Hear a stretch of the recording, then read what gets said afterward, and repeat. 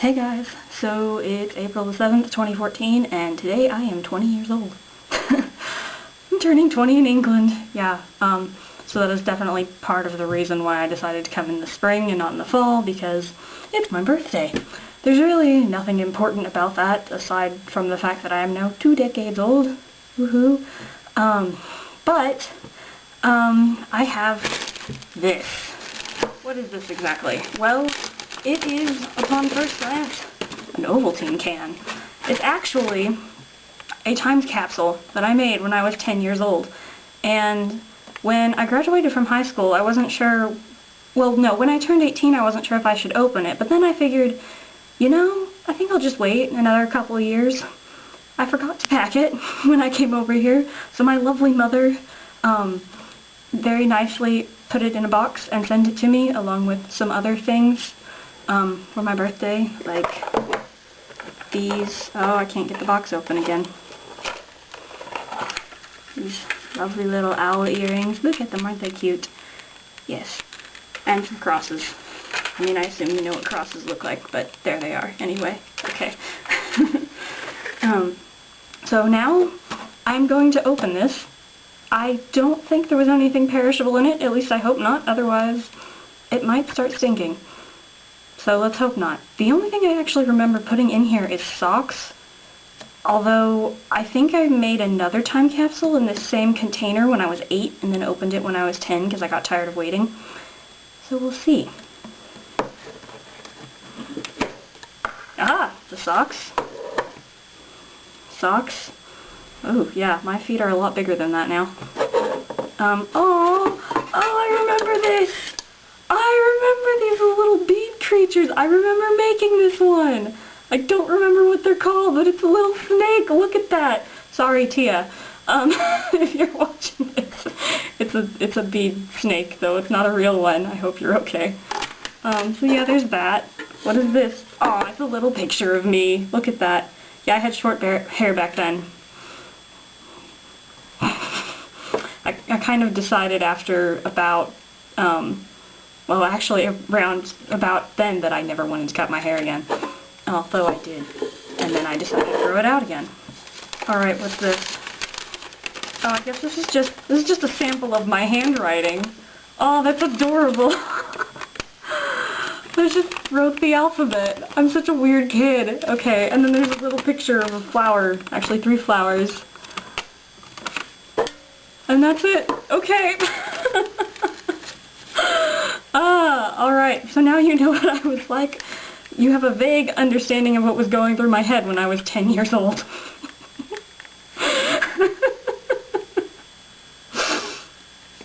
Okay, moving on.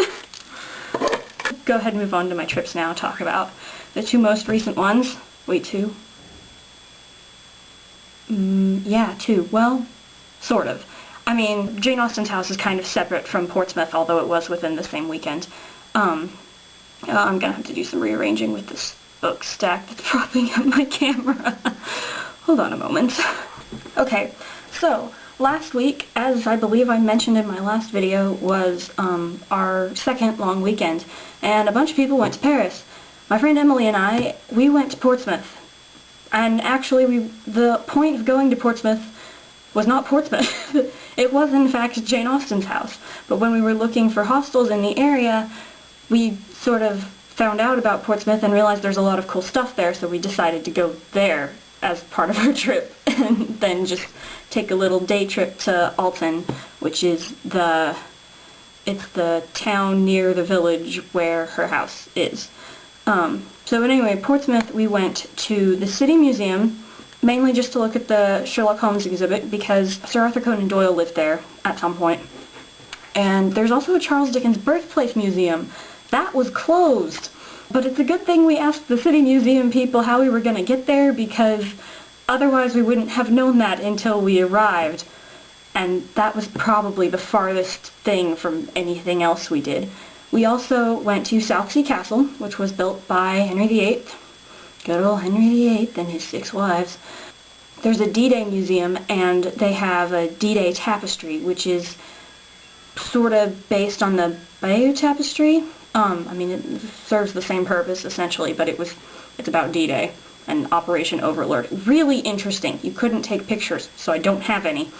But if you ever go to Portsmouth, actually, if you ever go to England, you should go to Portsmouth, and then you should go to the D-Day Museum, especially if you're into, like, military history. It's very, very interesting. Well, we went to Southsea Castle first, and then we went to the D-Day Museum, and then we went to the City Museum, and we were planning to go to Charles Dickens after that, but by then it was only like 12:30 or 1, and we hadn't planned to do anything else in Portsmouth because we thought this was going to take a little bit more time than it did. So we decided to go to the historic dockyards. You can get into the dockyards for free, but you can't, like, go into any of the exhibits or on any of the ships unless you pay for a ticket. So we went in the first time, didn't pay for anything, just walked around and looked. We saw the HMS Victory, which is Nelson's ship, and we were like, okay, well, we really don't have anything else to do. Let's just go on it. So I went back and we bought some tickets, and then we went on the tour. Before that, on our way up to the historic dockyards, we saw, well, the only thing that really caught our attention was the part of the sign that said Fossil Shop. If we had looked a little more closely, we would have realized that it said Genesis Expo. I was raised Christian. I still consider myself a Christian. Emily is an atheist. She really wanted to go to this thing. We got in there and after about 5 minutes finally realized that it was a creationism museum. I thought it was very amusing. She could see the irony. I mean, we left on good terms, so I think it was a successful endeavor. I've never actually been in a creationism museum, so it was interesting for me. When we got in there, it was a little weird because I was looking at these exhibits like, this isn't what I'm used to seeing in a museum. What's going on here? And then eventually I realized, oh, that's why. But even the information that they had is just, like, it's not the same as information that I've heard within other creationism sources. So, I don't know. I don't really care, honestly. I just thought the whole situation was funny. But anyway, so we went on the HMS Victory after that, and saw the spot on the ship where what is it? I can't remember naval terms. Admiral? Was he an admiral? He was an admiral. Admiral Nelson, where he was shot. Well, actually we did see also the room where he died, although I'm not sure it was actually marked. After that, we wandered off back down the coast. Portsmouth is on a harbor, by the way, so we saw the ocean. I haven't seen the ocean since we flew over here. It was very nice. I got some shells, actually, in this little Tupperware thing. That's a feather. So, shells, they're really pretty. Well, I mean, they're not super pretty, but they looked nicer when they were wet. And I found one of the spirally ones, although it's not intact, but hey. Yeah, the beach is there. I've never been to a beach like that. It was completely rocks. There was no sand. It was all rocks and shells. I'm used to Texas beaches, which are not the most beautiful, but they do generally have sand. So, I thought that was interesting. Almost went in the water. I took my flip-flops with me that day. I put it in my backpack for that exact reason. But I think Emily probably would have killed me if I had actually done it. So I didn't. Anyway, so that was all on Thursday, yes, because we left Harleston on Wednesday to get to Portsmouth by train. The train system here, by the way, it's amazing. Like, America really needs to get their stuff together and invest in public transportation, because I mean, the buses are a little I don't really like buses. Trains are great. Trains are awesome. Speaking of trains, the whole reason we went up towards the historic dockyards was actually because the bus station was over there, and we were trying to find a bus to Alton. And I walked in there and said, you know, is there a bus to Alton tomorrow? And they were like, no. Immediately, just, no, there's no bus to Alton. And I was like, well, darn it. Well, is there a train? And she said, well, I don't know, but you can go ask them because they're right behind us in that building back there. So we left and went to the train station. I walked up to the counter and I was like, hi, I need to find out if there's a train to Alton tomorrow. And he's just like, when do you want to leave? So we got all that information, and then we went to the historic dockyards. So we had to walk through Alton to the village of Chawton, and then found Jane Austen's house after, actually it was quite a bit of walking, and it's really confusing. Like, if you are walking there, do not pay attention to the road signs, because there is a shortcut. Like, if you go on their website, there's like a map and it gives you instructions, like, this is how you get there. Do not pay attention to the highway signs, because one will tell you, if you're driving, it will tell you to go a different way.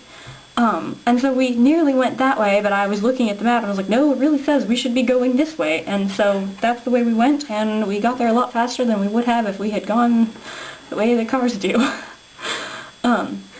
So we had tea in a tea house across the street. And I bought the only two of her finished novels that I didn't have. I mean, I've read them before, but Sense and Sensibility.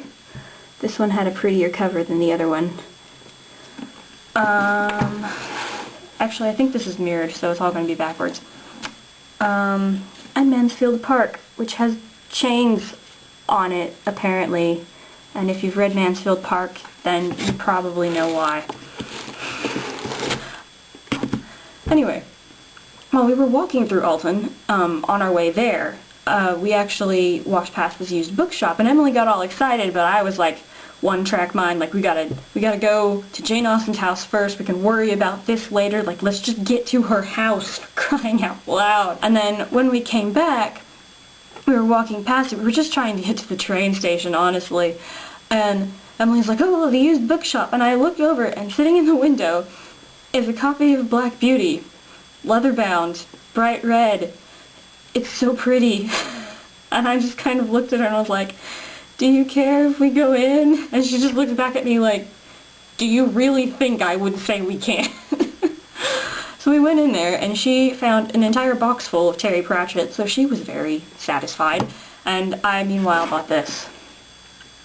I have owned 3 different copies of this book. I have no idea what happened to any of them. So, yeah, now this is my 4th copy, and it is the nicest by far, and it has illustrations inside. I mean, it is kind of, you know, a children's book. Oh look, there's Joe. Was it Joe? No. No, it's James. Oh. No, it's James. It's James. There's James saving... I guess he's saving Black Beauty. So yeah. If you haven't read Black Beauty, you're missing out. It's a wonderful story. You should do it. So that was Alton, and then we came back and went back to the hostel because we were exhausted. And we came back on Saturday, and it was great because the Paris people weren't back yet, so the whole manor was pretty much empty, and it was a quiet Sunday. So that is my Portsmouth and Alton trip. Tomorrow, I actually have 3 trips this week. Tomorrow we're going on the British novel field trip to Bakewell and, let's see, Chatsworth House and Haddon Hall. And then on Wednesday there's an afternoon trip to Burghley House, or Burley, I don't know whether you pronounce the G or not. And then on Friday we have our British Studies field trip to London. So, going back to London, Emily and I are actually going to stay there overnight, and we're planning to go to the Tower and the Doctor Who shop on Saturday. Alright, I will talk to you again, well, at this rate I might not talk to you again until I'm, like, leaving. But there will be at least one more video, kind of just a recap after everything is done. We're coming up on finals. I only have 2.5 weeks left. It's very sad. I'm sad. I'm sad to be leaving. It's really nice here. And then I have to go back to normal college. Oh well. Anyway, so I will talk to you guys, well, I'll talk to the video camera and you guys can watch me again, probably one more time. And yeah, alright, bye.